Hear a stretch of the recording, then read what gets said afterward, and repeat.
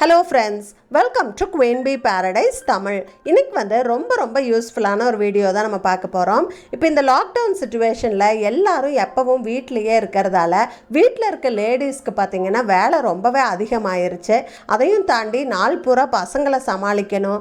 சின்ன பசங்க இருக்க அம்மாக்கள் வந்து அவங்க கூடவே உட்கார்ந்து ஆன்லைன் கிளாसेस கவனிக்கணும்ங்கற மாதிரி சூழ்நிலையில நம்ம இருக்கோம். எப்பதான் ஸ்கூல் திறக்குமோன்னு புலம்பாத அம்மாக்களே கிடையாது. அதையும் தாண்டி காலையில எழுந்த உடனே ரொம்ப கஷ்டமான வேலை எதுன்னு பார்த்தீங்கன்னா இன்னைக்கு என்ன சமைக்கிறது அப்படின்னு முடிவு பண்ணுறது ரொம்பவே சிரமமாக இருக்குது. இன்றைக்கி வீடியோவில் வந்து நம்ம சமையல் வேலைகளெல்லாம் ரொம்பவே சுலபமாக்கிக்கிற மாதிரி ஒரு வாரத்துக்கான மீல்ஸை நம்ம எப்படி முன்னாடியே பிளான் பண்ணுறது, நிறைய நேரம் கிச்சன்லேயே இல்லாமல் நம்ம சமையல் வேலைகளெல்லாம் சட்டுன்னு முடிக்கிறதுக்கு நம்ம என்னென்ன ப்ரிப்பரேஷன்ஸ் எல்லாம் பண்ணி வச்சுக்கலாம் அப்படின்னு நிறைய டிப்ஸ் அண்ட் ட்ரிக்ஸ் தான் இந்த வீடியோவில் நம்ம பார்க்க போகிறோம். இந்த வீடியோ உங்களுக்கு கண்டிப்பாக யூஸ்ஃபுல்லாக இருக்கும். வீடியோவை ஸ்கிப் பண்ணாமல் முழுசாக பாருங்கள். இந்த மாதிரி யூஸ்ஃபுல் வீடியோஸ் பார்க்குறதுக்கு நம்ம சேனலை சப்ஸ்கிரைப் பண்ணிவிட்டு கூடவே அந்த பெல் பட்டனையும் கிளிக் பண்ணிடுங்க. நான் போஸ்ட் பண்ணக்கூடிய ஃபோட்டோஸ் அண்ட் வீடியோஸ் எல்லாம் பார்க்குறதுக்கு இன்ஸ்டாகிராமில் ஃபாலோ பண்ணுங்கள். லிங்க் டிஸ்கிரிப்ஷன் பாக்ஸில் இருக்குது. முதல் டிப் என்னன்னு பார்த்தீங்கன்னா, வீக்கெண்டில் ஒரு 10 நிமிஷம் செலவு பண்ணி அடுத்த வாரம் நம்ம என்னென்னலாம் சமைக்க போகிறோம் அப்படின்னு ஒரு மீல் பிளானை நம்ம ரெடி பண்ணி வச்சுக்கலாம். மீல் பிளான் ரெடி பண்ணிட்டோம் அப்படின்னா அதுக்கு தேவையான பொருளெல்லாம் ஒரு லிஸ்ட்டாக எழுதி அதை வந்து நம்ம ஒரே தடவை கடைக்கு போய் எல்லாத்தையுமே வாங்கிட்டு வந்து வச்சிடலாம். இப்போ இருக்கிற சூழ்நிலையில் நம்ம வீட்டை விட்டு வெளியில் போகிறத ரொம்பவே நம்ம கம்மி பண்ணிக்கணும். டெய்லியும் வீட்டில் அது இல்லை இது இல்லைன்னு அடிக்கடி கடைக்கு போகிறத நம்ம அவாய்ட் பண்ண வேண்டியது ரொம்பவே அவசியம். ஸோ நம்ம மீல் பிளான் பண்ணிட்டா ஒரே தடவை கடைக்கு போய் நம்மளுக்கு தேவையான எல்லாமே நம்ம வாங்கிட்டு வந்து வச்சுக்கலாம். அது மட்டும் இல்லை, நம்ம முன்னாடியே பிளான் பண்ணிட்டோம் அப்படின்னா அவசரத்துக்கு நூடுல்ஸு உப்மான்னு செய்யாமல் நம்ம ஒவ்வொரு வேளை சாப்பாடுமே வந்து நல்ல சத்தான சாப்பாடாக நம்மளால் பிளான் பண்ணி செய்ய முடியும். இப்போ இருக்கிற சூழ்நிலையில் நம்ம ஆரோக்கியத்தை இம்ப்ரூவ் பண்ணுறதும் வந்து ரொம்ப முக்கியமான விஷயமா இருக்குது. அதெல்லாம் சரிப்பா, ஒரு நாளைக்கு என்ன சமைக்கிறதுன்னு முடிவு பண்ணுறதே கஷ்டம், இதில் ஒரு வாரத்துக்கு என்ன சமைக்கிறதுன்னு எப்படி முடிவு பண்ண முடியும் அப்படின்னு கேட்குறீங்களா? அதுக்கு நம்ம என்ன பண்ணலாம் அப்படின்னா, நம்ம வந்து ஒரு மாஸ்டர் லிஸ்ட் வந்து நம்ம ரெடி பண்ணி வச்சுக்கலாம். அதை ரெஃபர் பண்ணி நம்ம மீல் பிளான் ரெடி பண்ணுறதுக்கு நம்மளுக்கு ரொம்பவே ஈஸியாக இருக்கும். இந்த டிப்பை நம்ம சேனலில் ஒரு 1.5 வருஷத்துக்கு முன்னாடியே நான் ஷேர் பண்ணியிருக்கேன். அந்த வீடியோவை பார்த்துட்டு அந்த மாஸ்டர் லிஸ்ட்டை எங்கள் கூட ஷேர் பண்ணிக்கோங்க அப்படின்னு நிறைய பேர் ரிக்வெஸ்ட் பண்ணியிருக்கீங்க. கண்டிப்பாக நான் அதை உங்கள் கூட ஷேர் பண்ணுறேன். அதை பற்றி இந்த வீடியோவில் நம்ம அப்புறமா டிஸ்கஸ் பண்ண போகிறோம். இப்போ என்னன்னு பார்த்தீங்கன்னா, நான் ஒரு வாரத்துக்கான மீல் பிளான் வந்து ரெடி பண்ணி வச்சுருக்கேன். அதுக்காக நான் கொஞ்சம் ப்ரிப்பரேஷன்ஸும் பண்ணி வச்சுக்க போகிறேன். ஸோ ஒரு வாரம் 10 நாள் வந்து எனக்கு சமையல் கொஞ்சம் ஈஸியாக இருக்கும். ஸோ நான் என்னென்ன ப்ரிப்பரேஷன்ஸ் பண்ணுறேன் அப்படின்னு உங்கள் கூட ஷேர் பண்ணிக்கிறேன். அந்த மாதிரி ப்ரிப்பரேஷனுக்கு தேவையான ஐட்டம் எல்லாமே எடுத்து ரெடியாக வச்சுருக்கேன். ஃபஸ்ட்டு ஊற வைக்க வேண்டிய ஐட்டம் எல்லாமே ஊற வச்சிடலாம். முதல்ல இட்லி தோசைக்கு வந்து அரிசி உளுந்து ஊற வைக்கணும். வீட்டில் மாவு இல்லைன்னா என்ன சமைக்கிறதுனே தெரியாது. அப்புறம் அவசரத்துக்கு நம்ம கடையிலலாம் மாவு வாங்குவோம். அதனால் நான் கண்டிப்பாக வாரத்துக்கு ஒரு தடவை மாவாட்டி வச்சுருவேன். நான் எப்பயுமே அரிசியும் உளுந்தும் ஒன்றா தான் ஊற வைப்பேன். அரிசி வந்து 8.5 டம்ளர் போடுவேன், உளுந்து வந்து 1.5 டம்ளர். அதுக்கு வந்து வெந்தயம் கொஞ்சம் ஜாஸ்தியாக சேர்த்துக்குவேன். 2.5 டேபிள் ஸ்பூன் வெந்தயம் சேர்த்துக்குவேன். இது ஜாஸ்தியாக கசக்குமானெல்லாம் யோசிக்க தேவையில்லை, கண்டிப்பாக கசக்காது. வெந்தயத்தில் வந்து ஃபைபரும் அயனும் நிறையா இருக்குது, அதனால் நான் கொஞ்சம் ஜாஸ்தியாக சேர்த்துக்குவேன். நிறைய பேர் வந்து கிராம் கணக்கில் அளவு சொல்லுங்கள் அப்படின்னு கேட்குறீங்க. என்னோடய ஒரு டம்ளர் பார்த்திங்கன்னா கரெக்டாக 200 கிராம். ஸோ நான் அளவை வந்து ஸ்க்ரீனில் கொடுத்துருக்கேன், உங்களுக்கு தகுந்த மாதிரி நீங்கள் கால்குலேட் பண்ணிக்கோங்க. இப்போ இது எல்லாத்தையும் ஒரு 3 தடவை நல்லா வாஷ் பண்ணி எடுத்துக்கலாம். இப்போ 3 தடவை நல்லா கழுவியாச்சு. இப்போ இதை வந்து நம்ம நல்ல தண்ணி ஊற்றி 7லேருந்து 8 மணி நேரம் ஊற விட போகிறோம். இந்த ஊறுற தண்ணியிலேயே தான் நான் அரைக்க போகிறேன். ஸோ நான் அரைக்கும் போது உங்களுக்கு காட்டுறேன். ஒரு வாரத்துக்கு தேவையான பயிர் வகைகளெல்லாம் நான் வீக்கெண்டே ஊற வச்சு வடிகட்டி எடுத்து ஃப்ரிட்ஜில் வச்சுருவேன். ஏன்னா நம்ம முந்தின நாள் ஊற வைக்க மறந்துட்டோம் அப்படின்னா அடுத்த நாள் வந்து நம்ம பிளான் எல்லாம் வந்து கன்ஃபியூஸ் ஆகும். நம்ம வந்து வீக்கெண்டே ஊற வச்சிட்டோம் அப்படின்னா பிரச்சனை இல்லை. இப்படி வைக்கலாமா அப்படின்னு கேட்டிங்கன்னா தாராளமாக வைக்கலாம். இது வந்து பார்த்திங்கன்னா போன வாரம் நான் ஊற வச்சுருந்தேன். 2 நாள் ஃப்ரிட்ஜில் வச்சதுக்கப்புறம் எடுத்து பார்த்தா இந்த மாதிரி முளைச்சிருந்தது. ஸோ நம்ம ஸ்ப்ரவுட்ஸாக சமைக்கும்போது இன்னுமே சத்து வந்து ஜாஸ்தி. அதனால் நம்ம தயக்கம் இல்லாமல் ஊற வச்சு எடுத்து ஏர்டைட் கண்டெய்னரில் போட்டு நம்ம ஃப்ரிட்ஜில் வச்சுக்கலாம். இப்போ இது எல்லாமே வந்து ஒரு 7லேருந்து 8 மணி நேரம் நல்லா ஊறணும். 7-8 மணி நேரத்துக்கு அப்புறம் பார்த்தா இந்த மாதிரி நல்லா ஊறி இருக்கும். இதை வந்து நான் கிரைண்டரில் போட்டு ஆட்டிக்குவேன்.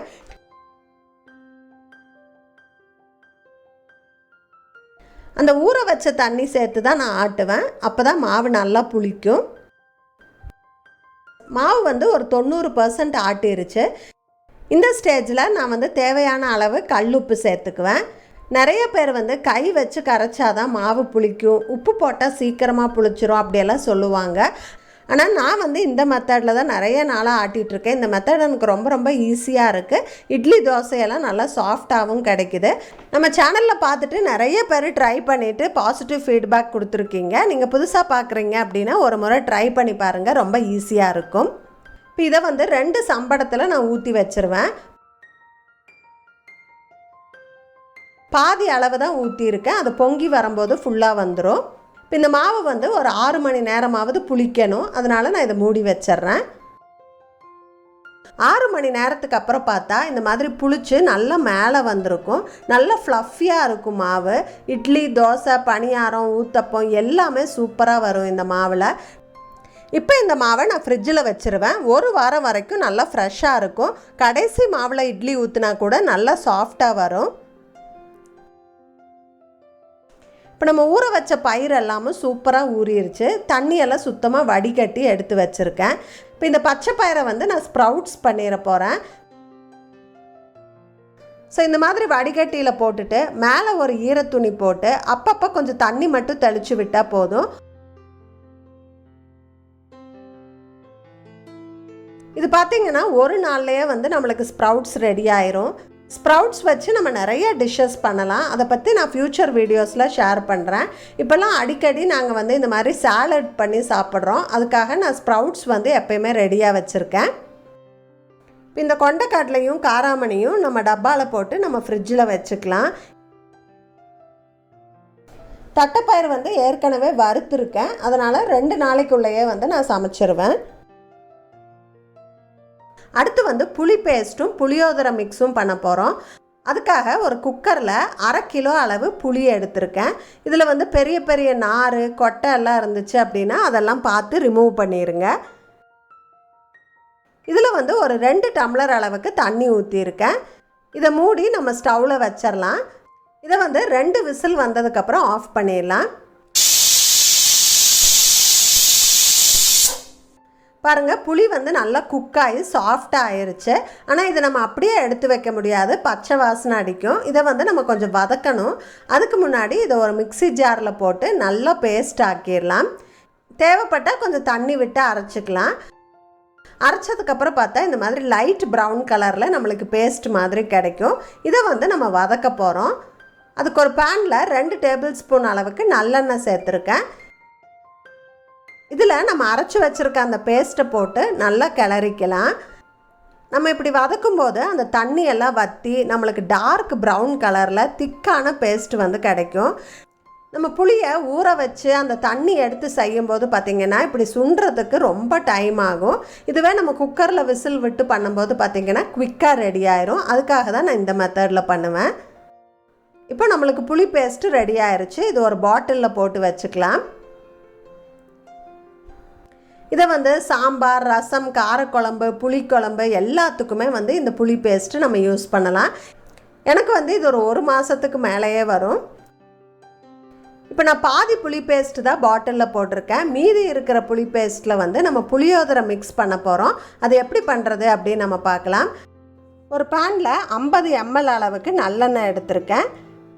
இதில் 1 டீஸ்பூன் கடுகு, 1 டேபிள் ஸ்பூன் கடலைப்பருப்பு, 1 டேபிள் ஸ்பூன் உளுந்து சேர்த்துக்கிறேன். கூடவே ஒரு 2 டேபிள் ஸ்பூன் அளவுக்கு வேர்க்கடலை. இதை நல்லா வறுத்துட்டு 1 டீஸ்பூன் பெருங்காயம் சேர்த்துக்கலாம். காரத்துக்கு தகுந்த மாதிரி வரமிளகாய் சேர்த்துறேன். இதில் வந்து அப்புறமா நம்ம வறுத்து அரைச்ச பொடியும் வந்து சேர்த்த போகிறோம். அதுலேயும் காரம் இருக்குது, அதனால் இப்போ கம்மியாக சேர்த்துக்கிறேன். இப்போ நம்ம ரெடி பண்ணி வச்சுருக்க புளி பேஸ்ட்டை இதில் சேர்த்துக்கிறேன். தேவையான அளவு உப்பு, 1 டீஸ்பூன் மஞ்சள் தூள் இதெல்லாம் சேர்த்து நல்லா வதக்கி விட்டுறலாம். இந்த ஸ்டேஜில் ஒரு வாசனையான மசாலா பொடி வந்து இதில் நம்ம சேர்த்த போகிறோம். அந்த பொடிக்கு பேர் வந்து எக்ஸ்பிரஸ் மசாலா பொடி அப்படின்னு நான் வச்சுருக்கேன். ஏன்னா அந்த பொடி இருந்தால் நம்ம நிறைய டிஷ்ஷஸ் வந்து ரொம்ப குவிக்காக பண்ணிட முடியும். இதை எப்படி பண்ணுறதுன்னு நான் ஒரு டீட்டெயில்டு ரெசிபி ஏற்கனவே நம்ம சேனலில் போஸ்ட் பண்ணியிருக்கேன். அந்த வீடியோவோட லிங்க்கு டிஸ்கிரிப்ஷன் பாக்ஸில் இருக்குது, தேவைப்பட்ட ரெஃபர் பண்ணிக்கோங்க. இந்த பொடி வந்து பொரியல் வறுவல் எல்லாம் செய்யும்போது நம்ம யூஸ் பண்ணலாம். எண்ணெய் கத்திரிக்காய் பண்ணுறக்கு, டிஃபன் சாம்பார் பண்ணுறக்கு, புளியோதரை மிக்ஸ் பண்ணுறதுக்கு எல்லாத்துக்குமே இந்த பொடி வந்து யூஸ் ஆகும். வறுத்து அரைச்ச இந்த பொடியை வந்து ஒரு 3 டேபிள் ஸ்பூன் அளவுக்கு இந்த புளியோதரை மிக்ஸில் நான் சேர்த்துக்கிறேன். ஸோ இதுலேயும் காரம் இருக்கும், எல்லாம் பேலன்ஸ் ஆயிரும். இதை வந்து நல்லா மிக்ஸ் பண்ணி ஓரமெல்லாம் ஒட்டாமல் இந்த மாதிரி எண்ணெய் பிரிஞ்சு வர ஸ்டேஜில் வந்து நம்ம ஸ்டவ்வை ஆஃப் பண்ணிடலாம். இது நல்லா ஆற விட்டுட்டு ஒரு பாட்டிலில் எடுத்து வச்சுக்கலாம். இந்த புளி பேஸ்ட்டும் நம்ம வெளியில் வச்சோம் அப்படின்னா ஒரு 2 வாரம் வரைக்குமே நல்லாயிருக்கும். ஃப்ரிட்ஜில் வச்சா 1.5 மாதம் வரைக்கும் கூட இது நல்லாயிருக்கும். இந்த பேஸ்ட் ரெடியாக இருந்தால் நம்ம சாதம் மட்டும் வடிச்சிட்டு இந்த பேஸ்ட்டை போட்டு கலந்து உப்பு மட்டும் அட்ஜஸ்ட் பண்ணிக்கிட்டால் போதும். நம்மளுக்கு டக்குன்னு புளியோதரை வந்து ரெடி ஆயிரும். பொடியெல்லாம் சேர்த்து பண்ணியிருக்கிறதால கோவில் புளியோதரை மாதிரி ரொம்ப ரொம்ப ஃப்ளேவர்ஃபுல்லாக இருக்கும். ட்ரை பண்ணி பாருங்கள். பூண்டு சின்ன வெங்காயம் எல்லாம் நல்லா ஊறிடுச்சு, அதையெல்லாம் உரிச்சிக்கலாம். ஸோ உரிச்சிட்டு இந்த மாதிரி டப்பாவில் போட்டு வைக்கலாம். வெங்காயம் வந்து ஸ்டோர் பண்ணலாமா அப்படின்னு நிறைய பேருக்கு டவுட் இருக்கும். வெங்காயத்தை வந்து குட்டி குட்டியாக நறுக்கி நம்ம ஸ்டோர் பண்ணக்கூடாது. ஆனால் இந்த மாதிரி தோல் மட்டும் எடுத்துட்டு நம்ம ஏர்டைட் கண்டெய்னரில் போட்டு ஃப்ரிட்ஜில் ஸ்டோர் பண்ணிக்கலாம். 1 வாரம் 10 நாள் வரைக்கும் கூட நம்ம யூஸ் பண்ண முடியும். அதே மாதிரி பூண்டும் வந்து கட் பண்ணி ஸ்டோர் பண்ணக்கூடாது, ஆனால் தோல் உரிச்சிட்டு நம்ம ஸ்டோர் பண்ணிக்கலாம். 1 வாரத்துக்கு தேவையான இஞ்சி வந்து க்ளீன் பண்ணி தோல் சீவி வைக்கிறேன். இப்போல்லாம் அடிக்கடி டீ கஷாயத்துலலாம் இஞ்சி சேர்த்துறதால ஒவ்வொரு முறையும் நம்ம தோலை எடுத்து க்ளீன் பண்ணிகிட்டு இருக்க வேண்டாம். இந்த மாதிரி நம்ம க்ளீன் பண்ணி ஸ்டோர் பண்ணி வச்சுட்டோம் அப்படின்னா நம்மளுக்கு தேவையானப்போ நம்ம வந்து டக்குன்னு எடுத்துக்க முடியுது. தக்காளி தொக்கு எப்படி ரெடி பண்ணுறது அப்படின்னு பார்த்துடலாம். நம்ம க்ளீன் பண்ணி வச்சுருக்க தக்காளியை அந்த மேலே இருக்கிற பீஸை எடுத்துகிட்டு இந்த மாதிரி கட் பண்ணி மிக்ஸி ஜாரில் சேர்த்துக்கலாம். நான் வந்து ஒரு 1.25 கிலோ தக்காளி எடுத்திருக்கேன். அதுக்கு ஒரு 50 கிராம் அளவு புளி வந்து நான் சேர்த்துக்கிறேன். ஒருவேளை உங்கள் மிக்ஸி பிளேடு ஷார்ப் இல்லைன்னு நினச்சிங்கன்னா இந்த புளியை வந்து ஒரு ஸ்பூன் எண்ணெய் ஊற்றி நல்லா வணக்கிட்டு அதுக்கப்புறமா சேர்த்துங்க. நான் வந்து டைரெக்டாக சேர்த்துக்கிறேன். இது ரெண்டையும் சேர்த்து நல்லா அரைச்சி எடுத்துக்கலாம். இந்த மாதிரி பேஸ்ட் மாதிரி அரைச்சி எடுத்துக்கலாம். இப்போ இந்த தக்காளி தொக்கில் சேர்த்துறதுக்காக ஒரு பொடி ரெடி பண்ணணும். அதுக்கு வந்து 1/2 ஸ்பூன் அளவு வெந்தயம், காரத்துக்கு தகுந்த மாதிரி மிளகாய் வந்து சேர்த்துக்கலாம். காஷ்மீரி சில்லி இருந்தால் அதுவும் சேர்த்துக்கோங்க, அப்போ நல்லா கலர் கொடுக்கும். இல்லைனாலும் பரவாயில்ல. இதை வந்து நல்லா ட்ரை ஃப்ரை பண்ணிவிட்டு இதை எடுத்து நம்ம பவுட்ரு பண்ணி வச்சுக்கணும். ஒரு பேனில் 100 ml அளவுக்கு நல்லெண்ணெய் சேர்த்துருக்கேன்.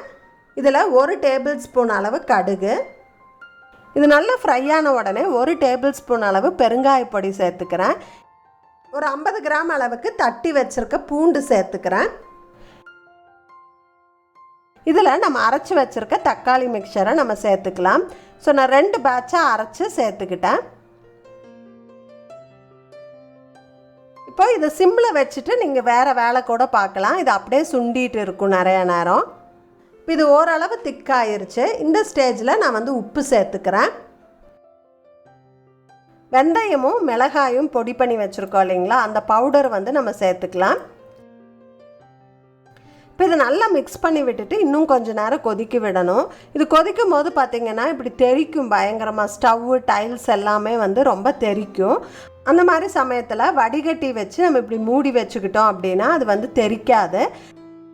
பாருங்கள், இது நல்லா திக்காயிருச்சு. ஆறுனா இன்னுமே திக்காகும். அதனால் நான் இந்த ஸ்டேஜில் ஆஃப் பண்ணிக்கிறேன். இது கொஞ்சம் ஆற விட்டுட்டு நம்ம ஒரு பாட்டிலில் போட்டு வச்சுக்கலாம். ஸோ இது வந்து பார்த்திங்கன்னா இட்லி, தோசை, சப்பாத்தி, ரைஸு எல்லாத்துக்குமே நல்லாயிருக்கும். சமைக்க டைம் இல்லை, இல்லை உடம்பு சரியில்லை, இல்லை குயிக்காக ஏதாவது பண்ணணுங்கும் போது டெஃபினட்டாக இதெல்லாம் ரொம்ப யூஸ்ஃபுல்லாக இருக்கும். நல்லெண்ணெய் எல்லாம் சேர்த்துருக்கிறதால நம்ம வெளியில் வச்சா ஒரு 10 நாள் வரைக்கும் நல்லாயிருக்கும். ஃப்ரிட்ஜில் வச்சா 1 மாதம் வரைக்கும் கூட நல்லாயிருக்கும். இப்போ நான் எடுத்திருந்த அளவுக்கு வந்து இந்த மாதிரி ஒரு பெரிய பாட்டிலும் ஒரு சின்ன பாட்டிலும் கிடச்சிருக்கு. இப்போது ஆன்லைன் கிளாஸ் எல்லாம் மறுபடியும் ஆரம்பிக்க போகுது. காலையில் நேரம் கொஞ்சம் டென்ஷனாக இருக்கும். வீக்கெண்டே வந்து நம்ம இந்த மாதிரி மசாலா டப்பா, இந்த பொடி போட்டு வைக்கிற டப்பாலாம் வந்து ஃபில் பண்ணி வச்சுட்டோம் அப்படின்னா காலையில் நேரம் அது இல்லை இது இல்லைன்னு டென்ஷன் ஆக தேவையில்லை. பீஸ்ஃபுல்லாக நம்ம சமைக்க முடியும். அதே மாதிரி ஆயில் கண்டெய்னரும் வந்து வீக்கெண்டே நம்ம ஃபில் பண்ணி வச்சுக்கலாம். இதெல்லாம் ஒரு சின்ன சின்ன விஷயம், ஆனால் காலையில் நேரத்தில் நம்ம பீஸ்ஃபுல்லாக சமைக்கிறதுக்கு இதெல்லாம் ரொம்பவே யூஸ்ஃபுல்லாக இருக்கும். அடுத்து நான் வீக்கெண்டு செய்கிற விஷயம் என்னன்னு பார்த்தீங்கன்னா, இந்த மாதிரி சேனக்கிழங்கெல்லாம் வாங்கினோம்னா அதை க்ளீன் பண்ணுறது கொஞ்சம் கஷ்டம். வீக் டேஸில் வந்து நம்மளுக்கு டைம் இருக்காது. அதனால் வீக்கெண்டே வந்து நான் க்ளீன் பண்ணிவிட்டு அது கூட வந்து உப்பு, காரம், மசாலா, இஞ்சி பூண்டெல்லாம் போட்டு பரட்டி வச்சுருவேன். சேனக்கிழங்கு பண்ணும்போது கொஞ்சமாக புளி பேஸ்ட் போட்டு கலக்கி வச்சிட்டிங்க அப்படின்னா நாக்கு அரிக்காது. ஸோ இந்த மாதிரி க்ளீன் பண்ணி வீக்கெண்டே நம்ம வந்து மேரினேட் பண்ணி வச்சுக்கலாம். ஒரு வாரம் வரைக்கும் கூட இது யூஸ் பண்ணலாம். நீங்கள் மேரினேட் பண்ணி சமைக்கிற ஐட்டம் எல்லாமே நீங்கள் மசாலா போட்டு ஃப்ரிட்ஜில் வீக்கெண்டே வச்சிடலாம். அந்த வாரம் முழுக்க நம்ம வந்து சமையலை ரொம்பவே ஈஸியாக செஞ்சு முடிச்சிடலாம். எனக்கு தெரியும் நிறைய பேர் வந்து கமெண்ட்ஸில் வந்து ஃப்ரிட்ஜில் இதெல்லாம் ஸ்டோர் பண்ணக்கூடாது, ஃப்ரிட்ஜே யூஸ் பண்ணக்கூடாது, இதெல்லாம் ரொம்ப அன்ஹெல்தி அப்படின்னு கமெண்ட் பண்ணுவீங்க. ஆனால் வீட்டில் சின்ன பசங்க இருக்க ladies, working ladies, health issues இருக்கிறவங்கெல்லாம் வந்து இந்த மாதிரி சமயத்தில் நம்ம வெளியிலையும் ஆர்டர் பண்ணி சாப்பிட முடியாது. இந்த மாதிரி சின்ன சின்ன விஷயங்களெல்லாம் நம்ம செஞ்சு வச்சுக்கும் போது பார்த்திங்கன்னா நம்ம லைஃபே வந்து ரொம்ப ஸ்மூத்தாக ஸ்ட்ரெஸ் ஃப்ரீயாக இருக்குது. ஸோ உங்களுக்கு டைம் இருக்குது, ஃப்ரிட்ஜ் இல்லாமல் மேனேஜ் பண்ண முடியும்னு நினைக்கிறவங்க ஃப்ரெஷ்ஷாக செய்யுங்க, எனக்கு சந்தோஷம்தான். ஆனால் என்னால் சமைக்க முடியலன்னு ரொம்ப கஷ்டப்படுற லேடிஸ்க்கு இந்த டிப்ஸ் எல்லாம் யூஸ்ஃபுல்லாக இருக்குது அப்படின்னா அதை விட சந்தோஷம் எனக்கு வேறு எதுவுமே இல்லை. இப்போது மாஸ்டர் லிஸ்ட் பற்றி பார்த்துடலாம். என்னோடய மாஸ்டர் லிஸ்ட்டை வந்து நான் ஃபோட்டோ எடுத்து அதோட லிங்க் வந்து உங்களுக்கு டிஸ்கிரிப்ஷன் பாக்ஸில் கொடுத்துருக்கேன், நீங்கள் டவுன்லோட் பண்ணி யூஸ் பண்ணிக்கலாம். அதில் வந்து தனித்தனி லிஸ்ட்டாக போட்டிருக்கேன். 1 பாட் மீல்ஸ் எல்லாம் தனியாக, கலந்த சாதம் எல்லாம் வந்து தனியாக, அதுக்கப்புறம் பொரியல் வெரைட்டி, சட்னி வெரைட்டி எல்லாம் தனித்தனியாக போட்டிருக்கேன். குழம்பு, சைட் டிஷ் வெரைட்டி எல்லாம் தனியாக, பிரேக்ஃபாஸ்ட் டின்னருக்கு செய்கிற மாதிரி டிஃபன் ஐட்டம்ஸ் எல்லாம் தனியாக, அந்த மாதிரி தனித்தனியாக லிஸ்ட்டு போட்டு ஃபோட்டோஸ் எல்லாம் வந்து நான் அப்லோட் பண்ணியிருக்கேன், ரெஃபர் பண்ணிக்கோங்க. இது வந்து லேடிஸ்க்கு எல்லாருக்குமே ரொம்ப யூஸ்ஃபுல்லாக இருக்கும்னு நினைக்கிறேன். ஸோ உங்களுக்கு இந்த டிப்ஸில் ஏதாவது ஒரு டிப்பு யூஸ்ஃபுல்லாக இருந்தால் கூட மறக்காமல் எனக்கு கமெண்ட்ஸில் சொல்லுங்கள். இந்த வீடியோவுக்கு ஒரு லைக் போடுங்க. இந்த வீடியோவுக்கு எவ்வளவு லைக் கிடைக்குதோ அதை பொறுத்து இது மாதிரி வீடியோஸ் நான் நிறையா வந்து க்ரியேட் பண்ணுவேன். அது எனக்கு ஒரு மோட்டிவேஷனாக இருக்கும். ஸோ இந்த வீடியோ பிடிச்சிருக்கு, உங்களுக்கு யூஸ்ஃபுல்லாக இருக்குது அப்படின்னா மறக்காமல் அந்த லைக் பட்டனை தட்டி விட்டுட்டு உங்களுடைய ஃப்ரெண்ட்ஸ் அண்ட் ஃபேமிலிக்கு இந்த வீடியோவை ஷேர் பண்ணுங்கள் அப்படின்னு நான் ரெக்வஸ்ட் பண்ணிக்கிறேன். மறக்காமல் நம்ம குயின் பி பேரடைஸ் தமிழ் சேனலையும் சப்ஸ்கிரைப் பண்ணிடுங்க. தேங்க்ஸ் ஃபார் வாட்சிங். Bye bye.